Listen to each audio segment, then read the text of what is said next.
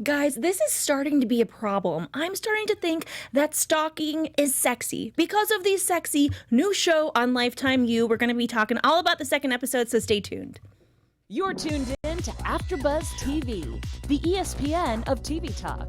Now, let the buzz begin. Hello, everybody.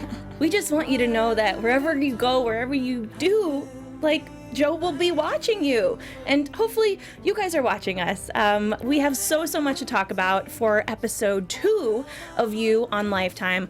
We're going to be breaking down Peach's party and the fact that Paco almost died tonight. And of course, I've got to say it, we did see the end of Benji. Did he deserve it? I don't know. I'm not sure. I'm your host, Sam Davidson, and I am joined by 2 lovely ladies here. Hi everybody, I'm Maggie Clark. Hey guys, I'm Renee, Ariel. And of course, please get on the live chat. Let us know what you think. We have so many thoughts about this show, and I couldn't be here last week. I'm obsessed. I'm just so happy. So is Joe. Oh. I know, we have some things in common. We'll get into that later.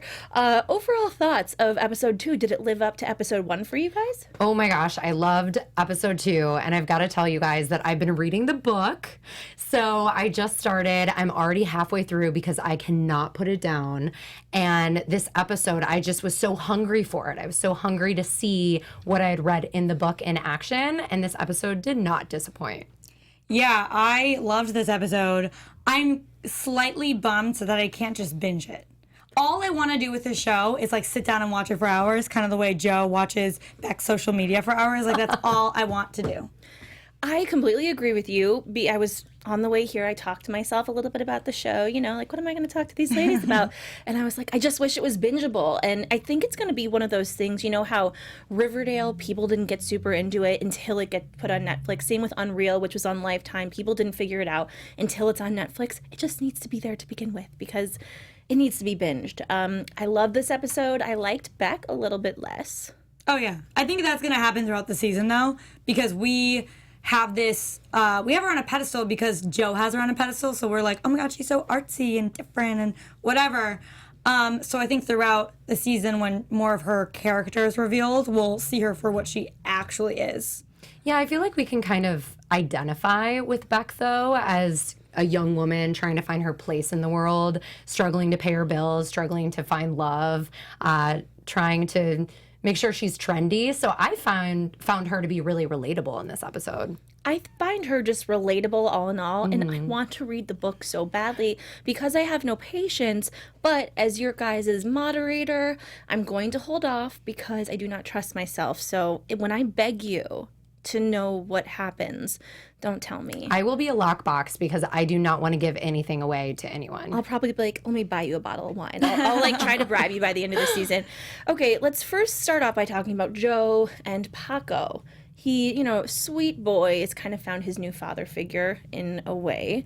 And he is coming to read, and there's just so many good lines in this show that are metaphors, allegories to what's going on, and they use literature to, tell that story. So I love the Stephen King stuff about all of it and what Paco said about how he thinks it's so cool that the narrator is doing all of these bad things but relating to him. Did you guys catch that? I just got the chills. Oh, yeah, for sure.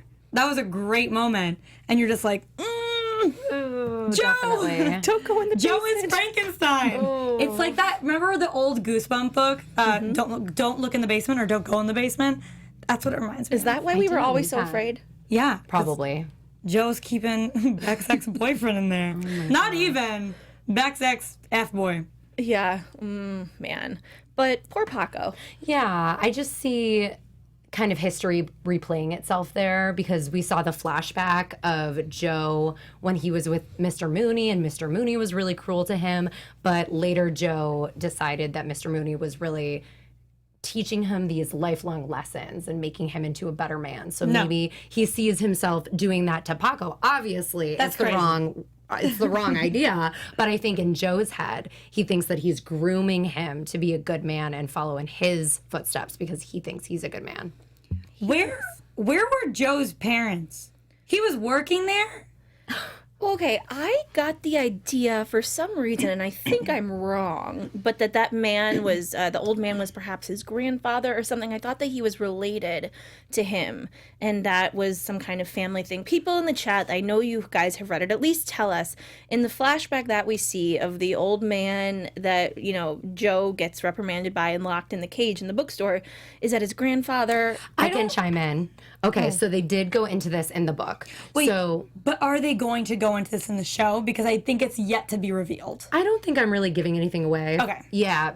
Essentially, he is the owner of the bookstore. The bookstore is Mr. Mooney's bookstore. Yeah. And Joe got a job there, and Mr. Mooney just groomed him to appreciate books and look after the store. So that's what we already thought then. Right. So Exactly. they're not it's related. No big secret. Okay, that brings me back to where the hell are Joe's parents? And like, is this kid really going home after being locked in the book dungeon for hours and being like, no, can't wait to go back tomorrow? I'm sure we'll find out. They talk about it in the book, but I don't want to give anything Yes. away. So It's probably some kind of abusive, similar situation to that Paco. of Paco's, I think. So I watched your guys' show last week when I wasn't here, and I disagree with you on one thing. ooh. I do not think it's creepy of Joe for his relationship with Paco. I think that I think him taking him away from a situation that is inappropriate or violent, like, is kind of okay. Sam, this guy, I get that we see it from his POV and that's fun, but like, he is a creep. I don't care if he's a creep to the point where he like, I'm not only... saying he's not a creep. But that's why it's creepy. Like, it's not okay. Like, okay, this is an example. If my kid was hanging out with a murderer because I was, you know, doing who knows what, it's still not okay that the murderer is taking him away. He's a creepy person. It's not okay. I get it's one abusive situation with, like, his mom and her boyfriend, but this is another abusive situation in a whole other... Okay, fair issue. enough. But I'm saying if they didn't know he was just like a nice neighbor, a nice young man, you know, taking your kid away when you're either banging or he's banging your head against the wall, the boyfriend hurting her, like, that's nothing the kid should see. So just from like a technical standpoint, and it's New York City, you know, we've always seen movies and narratives about kids running around the city, and you're like, where are their parents? And it's like, oh, it's New York City, they're down getting a hot dog. I don't know. I kind of think that's just kind of a narrative that they tell. And yes, am I a little bit sucked in by Dan I'm sorry. You so are. You almost said Dan Humphrey. I know. Joe Goldberg. Yes. You're so biased. I think that's what it is. I think you love him. I think if he was creepy looking, you would be like, keep your kids away. Well, that is the problem with this show. It's everybody. I'm not the only person that feels like that. It's true. If he looked like a troll, then we would be terrified. Exactly. But that's the problem, Yeah. is that he's effortlessly charming. It's true. Ruggedly handsome. Like Ted Bundy. Yes. Ooh. Well, Not to get dark, but Yikes. That was dark. well, we do see his dark side when, I mean, what would he have done to Paco? that's what I was just thinking. Would he would have had to have killed him. He would have. Yeah. Well, because you can tell that Joe thinks by looking out for himself, he's also looking out for Beck. So obviously, Paco would be just another one of those loose ties. He'd have to. I don't know, because Mr. Mooney locked him in the basement, and then he came out and he wasn't killed by Mr. Mooney. So maybe but he Mr. would be able to find Is he gonna an be the agreement new with Joe? Paco. Yeah, for maybe sure. he would want Paco to be the new Joe. Yes. Yeah. So maybe he would trust him. I think that we saw a bit of foreshadowing here in that Paco's going to get more involved in his life. For sure. Thus, he will start to uncover things because he's clearly smart, you know, he loves to read books and all that. He's so young to be reading Stephen King and things like that, but he reminds Joe of himself is what's going on. So I think eventually he will stumble onto something. It'll either be the choice of him killing this child or basically Stockholm Syndrome, kidnapping him and making him what he is, in a way. Great. Well, I'm wondering if he's going to play a significant character, because I have yet to see Paco in the book, and I'm halfway through. Really? Yes. Interesting. So we'll see. So I'm wondering if Paco only serves a purpose to kind of make Joe look like this great mentor, big brother figure. And makes the audience be even more conflicted about their feelings towards Joe, because, wow, look at what a great influence he has on this young boy. So he's not a bad guy. even though he's a murderer. I love that. So we'll see. I can't wait to see. I actually really want to know that reason, but I'm gonna tell you to tell me behind the scenes, but I know you won't because I made you promise. I won't. Anyways, we have a ton of other stuff going on here at AfterBuzz TV, and Maggie's gonna tell you all about it. I am. All right, guys. Well, hey, AfterBuzzers, our network produces after shows for nearly all of your favorite TV shows. From dramas, reality TV, sci-fi, and more, there is no network that works harder to serve television fans. But we need your help. We're asking that you please subscribe to one or more of our YouTube channels. By subscribing to our channel, YouTube will suggest content that's tailor-made for you, and you'll help AfterBuzz continue to grow. And if you're worried about pesky notifications, don't be, because they are optional. And hit that subscribe button now for this channel, and check out our other AfterBuzz YouTube channels as well. And let us know you did so in the comments, and we'll thank you on air. For now, thanks for being the best fans and for helping us be the ESPN of TV talk. Yes, there's so much other stuff that we cover here, and they're amazing, and Fall TV is coming up, and I'm so excited. Speaking of nothing really to relate to my next topic, but we have Beck and Professor Douchebag. Oh, he's the worst. Leahy, whatever. So, okay, they go out to this dinner, drinks, what have you. We all know what's going to happen. It's a very familiar trope. Were you guys at all frustrated with Beck? Because this was my biggest issue with her in this episode. She, just that she kind of knew, what she walked in, and there's no excuse for his behavior whatsoever. But she, in a way, like, if she didn't want him to hit on her, she could have worn a turtleneck. I know that sounds terrible, but okay, I think I phrased that wrong. I just think that she knew what she was doing to a point and wasn't expecting him to do anything about it. Yeah, we have to be really careful with that, because we don't want to be victim shaming her, because this is not her fault at all, because he's the person in a position of power and he was trying to take advantage of her. So I really was so proud of her for standing up to him. She maybe shouldn't have let it go that far, but again, it wasn't her fault that it did get that far. If she wanted to wear a tank top to class, or she forgot a bra one day, that's not an invitation for him to touch her inappropriately. Not at all. I don't have an issue with how she dresses. I don't that doesn't bother me. What bothered me, the only thing that kind of got to me, where I was like, what are you doing, Beck, is when she took the invitation to go out for drinks. I do think that there is a polite way to decline, and I know she tried, and I get he's in the wrong 100%. Yes. But you also need to stand your ground and draw that line. And she didn't draw though I can understand in that situation it may be really hard to do that. Yeah. If that's your boss, someone above you.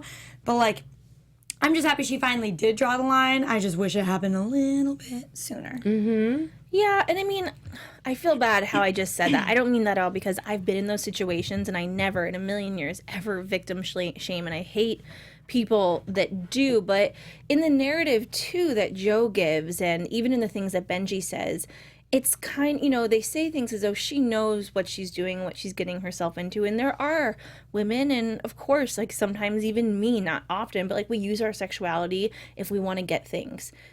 Wait, going off of that, the only thing, okay, oh my gosh, my voice, you guys, I keep on having to clear my throat. I'm so sorry. But the only thing about that is our main POV in the show is a freaking stalker. We can't trust any of his opinions about her. I'm sorry, we can't. And then Benji is that you think about any guy that was a Benji in your life. You think he would have the kindest view of you. You don't no, Benji and Joe have this warped perspective on Beck. Already, and I get that Joe has her on a pedestal, but from the get-go, when he was going through her social media saying, oh, you want to be seen, it was creepy and weird and maybe not accurate. My Instagram is public as well. Follow me at Renee Ariel, but doesn't mean it's out there for stalkers and the man to come find me. So I don't think we can trust them. I just find it so fascinating that that's how we're getting our information about this character is through his eyes and someone else's perception of her. And it's fascinating, but then we're left to make our own judgments. Right. I have to ask this, though. Some of the things that Joe says in the narration, they are wildly accurate, about her friends. They seem to be. It's just very or, you know, the kind of life she leads. It's the things, to me, when I hear them, the things that he says, I'm like, well, yeah, that's kind of right, you know, like a trust fund baby she was, I don't know, his descriptions of things. And they seem, you're like, you know what? I kind of like, I understand you and I get that. And that's where the show gets us and like sinks their teeth into the audience. So then we start kind of believing other things. But there are things he says that are true. But I think we also don't see enough of these characters to know that. I think this is based merely on his social media stalking and what he has seen, like the little of her friends. He's not following Peach home at night staring at her into her apartment. Not yet. And Peach also offered to... True. Peach also was offering to like help pay Beck's bills, and it didn't seem in a condescending way or in a way that was like, you're like not as good as me. She genuinely seemed like she wanted to help. She did. And Peach is also smart. You can tell that she's already on to Joe. I don't think she's a bad friend. She maybe is a little bit what's the right word here? Did you guys... I'm sorry. Did you guys not pick up on this last week that I think Peach is in love with her? Oh, yeah. definitely. Yeah, Okay. we talked about that last week, especially because in the trailer we saw the two of them kissing. Yes. Yes. Yeah. No, definitely. Especially way more this episode, because in the promo I got some vibes because they kissed. I was like, oh, what's that?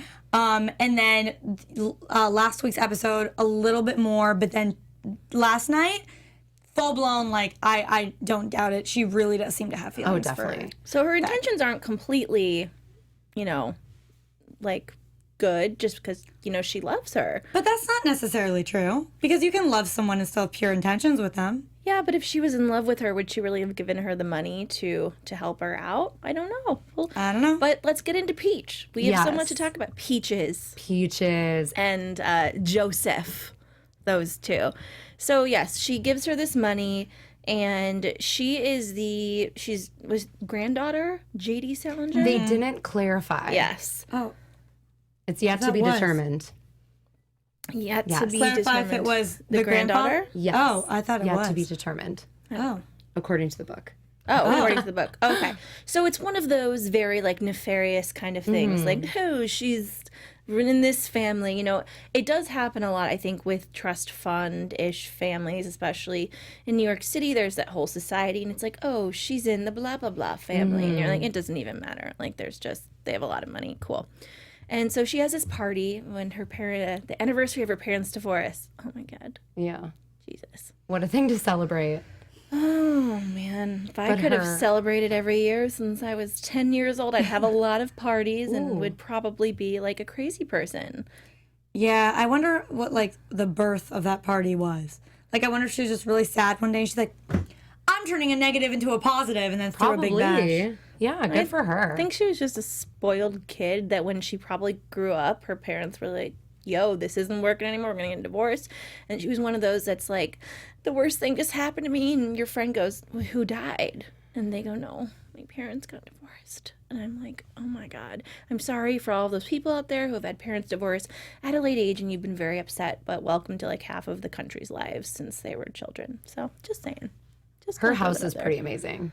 Yeah, who has a house? Oh my gosh, in New York City, like Yes. that, pretty awesome. Probably so expensive. Oh, for sure. Well, obviously, it's like millions, millions, millions, and she's just like swimming in it. Oh yeah. And I don't know, the book, the library felt very Beauty and the Beast to me for a moment. Oh, I didn't even that's think about that. cute. But Yeah. yeah, he is the Beast. But And in the book, they did say that the library is full of first editions of all these books. So it was just basically Joe's dream location.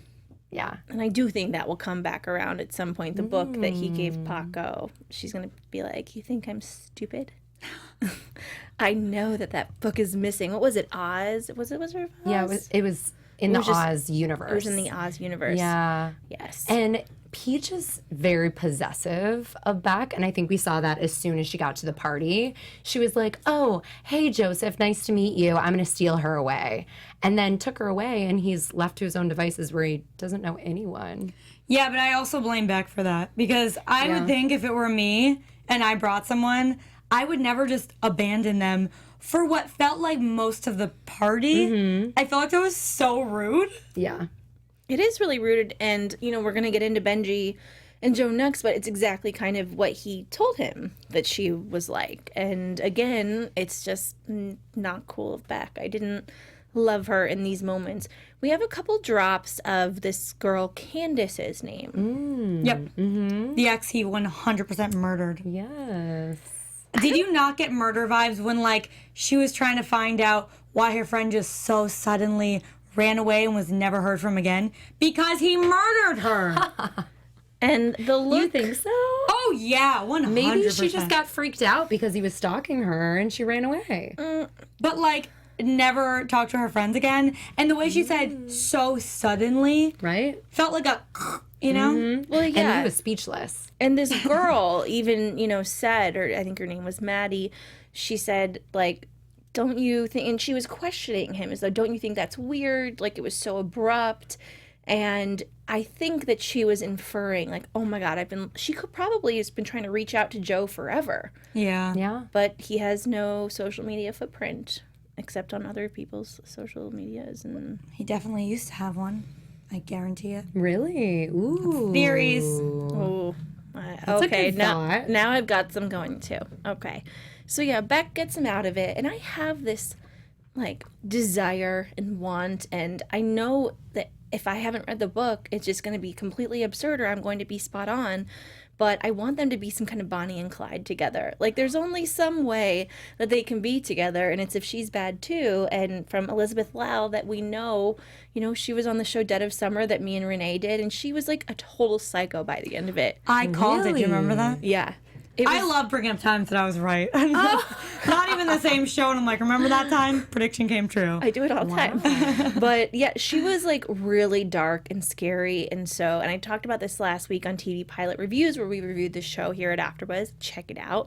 But I think she has a lot of darkness in her. And I really hope at some point we can just join these two crazies together. But I think that, she might be going to the basement with all the bones. Oh, and I all the hope people. not. I don't want to see her go dark. I don't. Well, you don't want to see her go dark? No, I'd rather her be dark than dead. Well, that's a thought. Yeah. But I don't know. I love her. I'm really enjoying Beck's character so far. I find her just really dynamic, and I don't want to see her go down a negative path. See, I don't love Beck. I love Peach more than I love Beck. Character-wise, yeah, ones that I like in the show.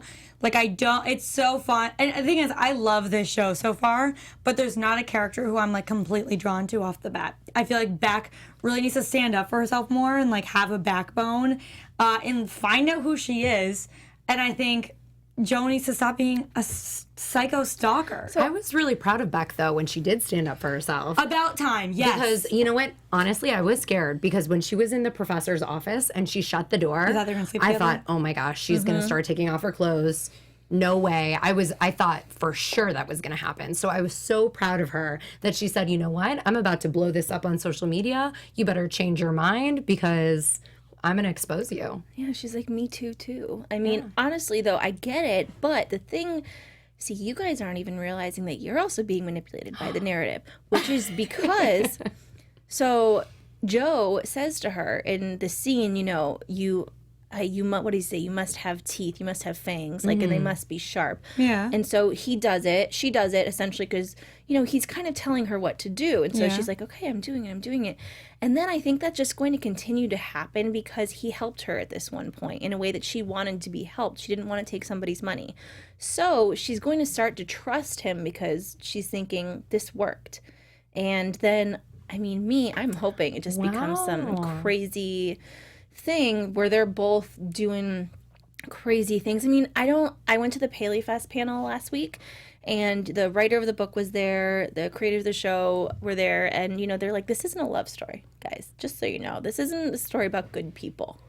It's just, gonna continue to go down a dark path, and I think that Joe's gonna pull her there. I do have to say one more thing about the book, though, you guys. It is very sexually charged. It is very descriptive and very compelling. So if anybody out there is interested in reading the book, it is a page turner. Let me tell you. Oh my God. I can't put it down. Wow. I want to read this book. It's amazing. Do you have a boyfriend or husband, or are you Yeah, I'm single? married. Okay. He must love this. You're like, hey, you like roll over. You're like, I just read this book, so. Pretty much. I knew it. Well, let's talk about, which is a huge chunk of the episode, which is Joe and Benji. Oh, yeah. I am so sad. Sorry, guys. Spoiler alert. I'm sure you've already seen it, that he's dead. I'm very sad because I thought that his acting was really good. I thought he was really funny. He gave amazing one-liners, and I just wanted him to be a part of this. I knew he'd die at some point, but It had to happen. I mean, it was like, even Joe was saying, what am I going to do with him? He's locked in this cage. He has to die at this point. But then Benji came forward with that tape, which was, I think, a brilliant idea on Benji's part, saying, hey, you know what? Now you know my deepest, darkest secret that could completely ruin my life if it got out. So let's have this bond together and let's trust each other. And then you can let me out. And I thought that was a great idea. And I think it could have worked. it was going to, Yeah. and then I don't know what happened. Joe. Well, he said some things that Joe just couldn't stop thinking about. Oh. About Beck. Well, Yeah. yes. Yes, of course, about Beck. The very first time, he's like, can't forget that. Mm-hmm. It's going to let him live. I really liked Benji's character a lot, just to watch. Sure. I thought that maybe the professor was more likely to die than Benji. Even though Benji was locked in a cage, I just liked his character so much I didn't want them to kill him off, whereas the professor does nothing for me. Right. Like, kill him. Yeah. I'm sure he will. It's also one of Probably. my predictions. Another loose end. Gotta get in the way of love. And I love what Joe did with his Instagram. So Oh, much- Benji. Oh, man. With the bra while he was passed out. Oh, so funny. But, like, why would anyone take that photo? Also, I would be, I mean, I guess you have to look at his Instagram, which we have not, to see if these are the kind of photos that he takes, which I'm assuming they are. But yeah, it was really weird. Everyone's like, ugh, what a dick. They're like, he's just on a bender. With a bra on Yeah. his head. And, you know, the soda thing with all of the 3 sodas, I thought that was brilliant. Definitely. Really, was that in the book? It was. It was in the book. So good. Yeah. So then Benji meets his demise Yes. with a latte. And Joe said it, almond milk. Mm-hmm. I mean, I get the dude was hungry. But maybe it was just peanuts he was allergic to? I think it's Instead of general- peanut oil. He put in peanut oil. I Yeah. think it was peanuts. Because almond milk would have gotten to him. I think he would have said something. Right. Because the whole giveaway wasn't like, did you not hear I said almond milk? It was like, and peanut oil. What a dick. Yeah. Yeah. But in the book, they wrote that off. So it was very anticlimactic in the book. It was like, oh, yeah, you know, I just gave him this latte and I just, I guess he was right about his allergy because now he's dead. And it was like one sentence. And then Joe moved on with his story. Yeah, because It was Joe's very crazy. surprising. I like that in the book, though, because I feel like for us watching it, it was like, oh, no, what's happening? But if you're getting the book from Joe's perspective, it's like, guess he was right about his allergy. He's dead. Got to take care of the body. And then back to Beck's apartment. It was a painful death to watch. Yeah, I felt really bad for Benji. I was like, don't drink it. Don't Yeah, it drink was it. sad. But what that video that we saw was horrific. Oh. And, you know, there's been so many things in the news the past. It's been going on for a very long time, the fraternity hazing and stuff. And there's a lot of kids that have died. But it was just awful. It was. So I kind of thought, you know what? Someone had to do it. Whatever. I'm sorry. What is wrong with me? I think I'm in love with Penn Badgley, and it's just I hope he doesn't stalk me because I will run away forever with him. You'd like it. I'll just You'd like it too much. like lose this life. I'm like, it's fine. I don't care. Stalk me. Take One my- day you just don't show up to our after show. They're like, she's fine. Well, no. She's okay. She's off in like the Mediterranean with Penn Badgley. Oh, wow. Okay, and then you know Joe and Beck a little bit. The thing is they have so much chemistry. Yes. That first kiss. Renee's making a face, but that I kiss, felt- though. I feel chemistry the very first meeting when we saw them on the show. Ever since, I just hear Joe in his head, and she's talking, and it's just like, all I can think is, if she only knew. And then the only part that really got to me about the kiss was the fact that I thought she friend zoned him, and then she did. Right. Because she almost kissed him 2 other times prior to that first kiss. And that was a manipulative move, Yeah. both of those, which I did not appreciate from her. But also, she's probably just, like, primal instincts. Protect yourself, woman. I love when she was leaning in at the bar, like she was going to kiss him, and then she just grabs his drink. I like yours better. I'm like, you're a bitch. Oh! Sorry. She was teasing him. She was playing the game. She really was. She was flirting. You know, we Until should. she called him Bud, and then we're like, I'm so you glad gonna we're friends. die. Joe invested too much time in you, girl. Bud. Well, that wraps it up for this week's episode, but we have a lot more stuff to talk about. We, of course, have our special segment when we tell you. What do we tell you, Renee? Our deep dive confessions. So, before we get started, I know, thank you to our live studio audience. I want to hear from you guys. So comment below, please, or tweet at us and let us know your deep dive confessions. A time you cyberstalked so deep, you're like, what did I do? What did I get myself into? Like Joe, but way less. So Sam, you weren't here last week. We got into some of our deep dive confessions. What is a time that you maybe creeped a little too far, found something you didn't want to see, or liked a picture that you shouldn't have? Okay, well, I lived next to a hiking park, which is a very big one, A very big one. yeah, in Hollywood here. And I won't tell it to you, but if you go on my Instagram, you'll probably figure it out. So I love The Bachelor. And sometimes, you know, they like to go hiking there, or any other celebrity. And it's like, I'm at Runyon, and I'm like, this is the only She just time gave it away. I go to, shoot. I would be the worst stalkie. I'd be like, I'm here. Just come. It's fine. Wanna have a glass of wine? But yeah, no, I'll sometimes go to the hiking park to kind of accidentally bump into, it's usually Bachelor people, a celebrity. And I do this thing where, okay, it's a secret, but I'm going to tell you guys. I have, big boobs a little bit. So I bump in to a guy with one of my boobs, and then they turn around and they talk to me. And I've targeted a couple of people on The Bachelor, and I've done it. No way. Pretty bad. This is a great confession because, Renee, have you been to Runyon? I have. Okay, so I have many times, and it's like a wide path. So you need to really go out of your way to purposely bump into someone. I failed very many times. I'm like, where are they? That's Oh my great. God. That is a great confession. That's a wonderful story. Yeah, for sure. Wow. Also, comment below if you've been one of these Bachelor people that Sam has bumped her boob into. Would love to hear from you. Oh my gosh. That's so funny. Awesome. All right, well, now we need to hear from everyone else. Yes, guys, you have to let us know your weird stalking stories. What I just told was, I really don't think I've told it to very many people at all. So really, please make me feel better and share those things. Of course, we have just, some exciting stuff also, which is, I'm not going to give it official news and gossip, but I will just say, we haven't talked about it. It's been renewed for season 2 before season 1 even started. I'm so excited. It's very exciting. We'll have some more goss for you next week. We're just going to deep dive into that too. And on that note, let's get into predictions. Ooh. And now, your AfterBuzz TV predictions. Should I start? Yes. Okay. I think that there's more phones up in his little ceiling. And I think that Paco is going to catch him doing something shady in the next few episodes. So I have to be careful because I do think I know what happens in the next episode, but not everything is lining up with the book. So there's a couple things like with Paco, I feel like we aren't going to see too much more from Paco. I don't really see his story continuing too much. I also don't see the professor's story continuing too much, but I think that we're going to see more from Peach.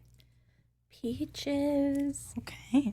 See, I'm on his side already. I'm calling her Peaches. Yeah, what is happening? She did not like that nickname. She didn't. Well, she kept calling him Joseph. Yeah. Yeah, she started it. It's like when someone's like, Samantha, and I go, call me Sam, please. Samantha. Sammy. S? Anything. No, Nope. it's just Sam. Yeah, that's when I'm like, yep, no, you did. Just kidding. So I think that I'm really hoping they don't kill a kid. They can't kill a kid. No. But I don't know. I'm very scared for that child. I also think that, of course, Peach is in danger. And I think that Beck might get wind of his weirdness, not the extent of it that he kidnapped her ex-boyfriend and killed him and all that, but might be like, you're kind of weird, but I like it. And she'll get into it, but of course before she knows everything else. And I do think he has a lot of other stuff hidden up there, and I think we'll find it out. We want to know what you guys think, and if you want us to read the book, if you want, we probably shouldn't, but if you want me to read the book, I will. So just tell me, because I'm just like teetering. You're just looking for an excuse to read the book at so this point. good, Please tell me. Give me validation. I can read the book, right, guys? It's seriously so good, you guys. Well, I'm certainly going to read it after this first season. And when it comes back for season 2, you guys are screwed because I'm sorry. I'm just going to read them all. So anyways, thank you guys so much for tuning in. And thank you, lovely ladies, for being here. Where can everyone find you on social media, Renee? You guys can follow me at Renee Ariel on Instagram and on Twitter, and check out my blog, sextingandthecity.com. Ooh, I like your blog name. Thank you. Yeah. And you guys can find me on Instagram at Maggie Clark on camera and on Twitter at Maggie on camera. And you guys can find me, Sam Davidson, at SamD43 on Twitter and Instagram, and SamDavidsonEntertainment.com. And I also wrote a really fun article about you, and you guys should check it out. It's on my Twitter, and we'll see you next week. Bye. Thanks, guys. From executive producers Maria Menounos, Keven Undergaro, Phil Svitek, and the entire AfterBuzz TV staff, we would like to thank you for listening to the AfterBuzz TV network. To watch or listen to other after shows and post comments or questions, be sure to visit AfterBuzzTV.com. I'm Sir Richard Wentworth, and this has been a presentation of AfterBuzz TV. Buzz you later. The views expressed herein are those of the hosts only and do not necessarily reflect the views of AfterBuzz TV or its owners or principals.